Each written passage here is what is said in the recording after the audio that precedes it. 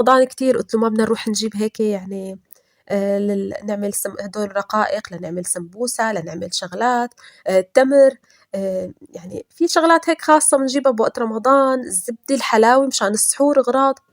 قال لا ما في داعي، يعني كل بيت موجود فيه كل شيء، شو بدك وصيني، بس هدول ما رح ننزل نجيبهم، يعني ما في داعي.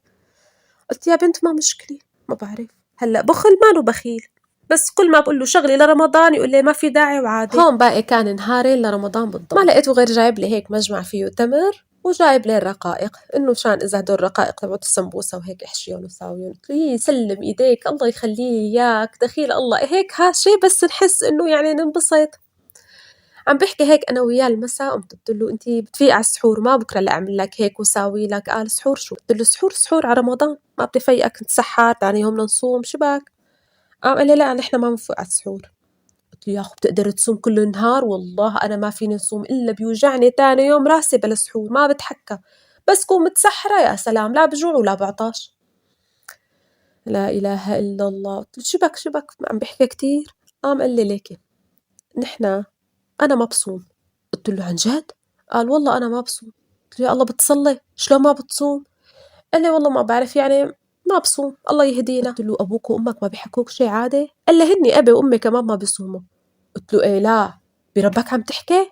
قال لي والله ما بنصوم. قلت له عمرك هالعمر كله أنت مانك صايم ولا مرة؟ قال لي كنت صوم بس يعني تركت هيك إنه بتعب ودوام طويل وهيك فما بصوم عادي أنا ما بصوم. قلت له يا أخ شو عادي شو عادي؟ قال لي ليك يا حبابي لا تكتري حكي نعسان وبدي نام. وحط راسه ونام، هو ينام من هون وأنا صحيت من هون. العمى شو متجوزي أنا واحد ما بصوم؟ قال يا لطيف يا لطيف الله يجيرنا، بكرة أنا صوم وهو قاعد عم ياكل قدامي يي بكرة إذا إجا أولاد شلون بدهم يشوفوا أبوهم هيك؟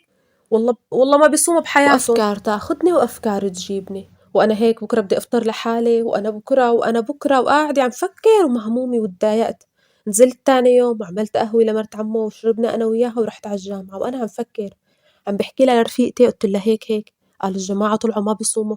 قال بربك في حدا ما بيصوم بهالأيام؟ شو بون هدول بيت حماكة؟ قلت له والله ما بعرف. بتعرفي شو بدي أعمل؟ مالي غير روح لعند أهلي أقضي رمضان عنده كلهم وأرجع. شو هذا؟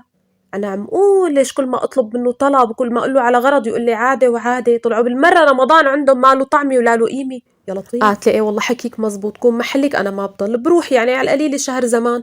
قد إيه إلك ما زرتي أهلك؟ قلت لها إلي زمان أنا ما زرت أهلي من وقت ما تجوزت، هني ببلد ونحن ببلد. قالت لي إيه روحي منا بتجي زيارة ومنه بتقضي رمضان عندهم غير شكل. قلت لها والله وأنت قلتيها كان مثل يعني رجعت على البيت بكرة رمضان. اجيت لمين اتصلت بأمي.